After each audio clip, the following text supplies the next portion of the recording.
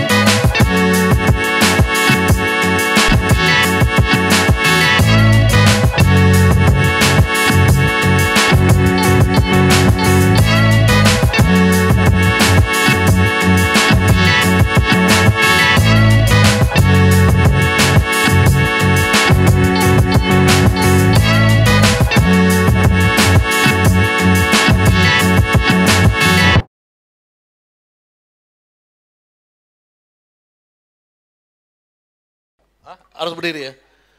Terima kasih. Assalamualaikum warahmatullahi wabarakatuh. Saya ucapkan selamat kepada Bung Yusuf Blegur dan teman-teman dari Bronis, Bro Anies. Ini saya pikir tadi ini Bronis yang bisa dimakan. Gitu. Enak kan Bronis kan? Ya mudah-mudahan nih Bronis itu ya menginspirasi untuk berkembang pesat. Posko pilihan rakyat, ini ide dari Bung Tamsil Lindrung, saya ingat dari dulu. Selamat untuk Bung Tamsil.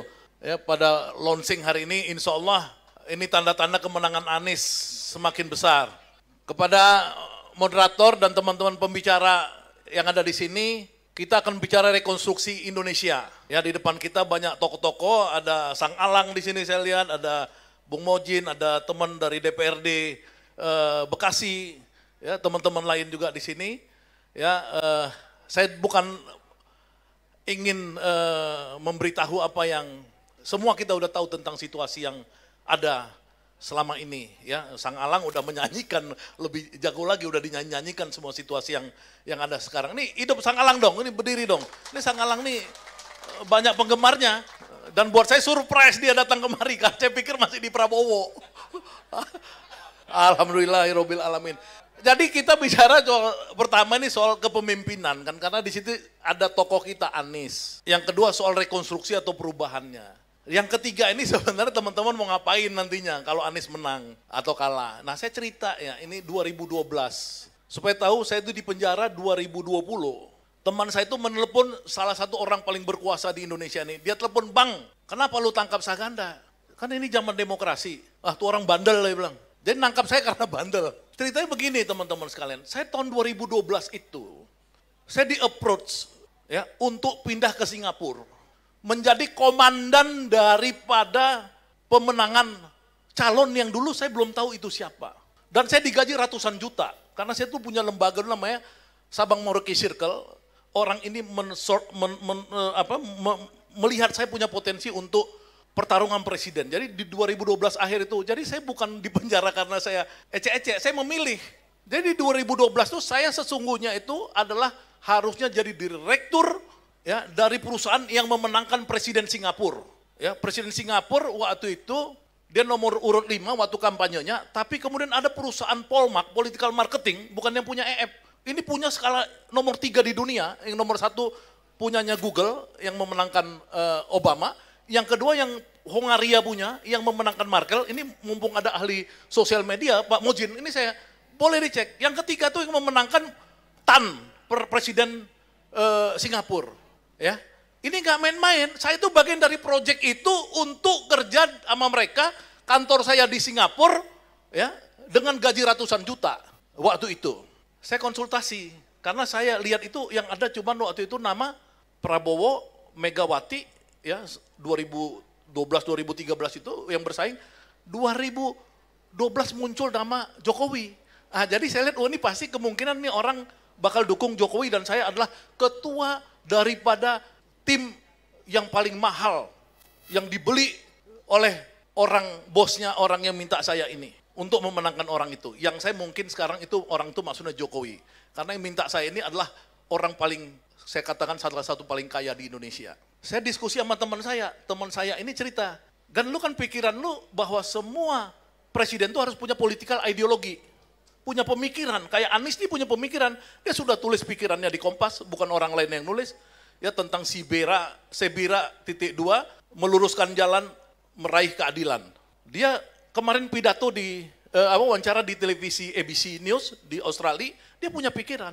Nah ini orang nggak punya pikiran. Nah teman saya bilang, lu tahu nggak cerita di Sunda kan? Saya bilang cerita apa Si Cepot jadi raja, dia bilang. Ini saya harus kasih tahu cerita si Cepot jadi raja. Gimana ceritanya? Nah ini si Cepot kan, ini dulu disuruh ibunya jual ayam ke pasar. Nah dia bawa ayam nih ke pasar si Cepot. Gluk-gluk-gluk dia lihat rame-rame di kerajaan itu. Ada apa? Rupanya raja mau meninggal. Nah si Cepot karena kecil badannya dia nyusup sampailah ke depan perbaringan raja itu. Nah raja kemudian bersabda, saudara-saudara semua rakyatku, pada hari ini saya titahkan kalau saya meninggal yang akan menjadi raja adalah, maksudnya dia mau nunjuk anaknya, tangannya begini langsung meninggal, kena ke si Cepot. Si Cepot jadi raja, badannya kurus Cepot. Langsung saya tanya teman saya, ujungnya negaranya gimana? Saya bilang, negaranya akhirnya bubar. Teman-teman sekalian, ketika si Cepot jadi raja, ya ini negara bubar. Konstruksi dari sebuah sistem sosial yang disebut sebagai negara, itu tidak bisa dipimpin oleh orang yang tidak punya kualifikasi, tidak punya political ideal, tidak punya rencana-rencana besar membangun bangsanya untuk kepentingan kemakmuran bersama dan keadilan sosial. Ini yang nggak ada 10 tahun terakhir ini, 9 tahun terakhir. Nah saya memilih di oposisi, saya sudah 9 tahun. Ya, teman-teman mungkin nggak tahu 2016 sebenarnya saya harusnya di penjara juga sama Kiflan Zen dan Rahmawati dan lain-lain. Untungnya si Eko nggak datang nih, Eko Sancaya dari ini yang WA saya kan kabur kan, lu mau ditangkap deh. Waktu 212 saya sama Rahmawati setiap hari waktu itu rapat-rapat penggalangan. Nah di 2020 saya mendirikan sama Anton ini koalisi aksi menyelamatkan Indonesia. Sama Pak Gatot, ada Bung Mojin, dan ditangkap lah saya. Karena ini memang saya di zaman Soeharto juga saya udah 3 kali ditangkap dan dipenjara. Ya kan, saya pemimpin ITB dulu. Ya, zaman teman-teman saya itu Pramono Anung apa segala, ya Pram agak-agak kabur dikit lah gitu kan. Kita ditangkap, Pramnya kabur gitu. Itu tuh, ya kan, kabur. Ya kan. Nah, kembali ke kita ini, kita harus ketemu pemimpin. Pemimpin itu peristiwa kenabian dalam agama. Kalau bangsanya udah rusak, nah bangsa kita rusak, kita harus cari pemimpin yang dia dalam peristiwa kenabian itu, yang memang dia itu tidak bisa disogok. Itu dulu yang pertama, ya. Baru dia pinter, kemudian dia punya track record.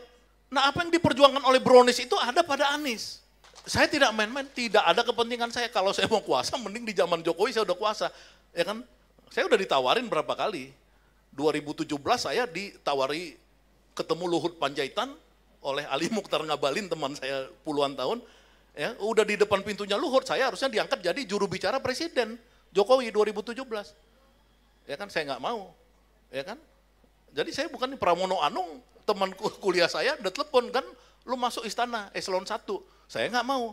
Jadi ini kita memilih aja. Nah, karena saya tahu itu di sana nggak beres tuh. Kenapa nggak beres? Karena tiap hari kekuasaan itu adalah untuk memperkaya diri. Kekuasaan itu untuk elit, pejabat, pesta pora. Nggak ada.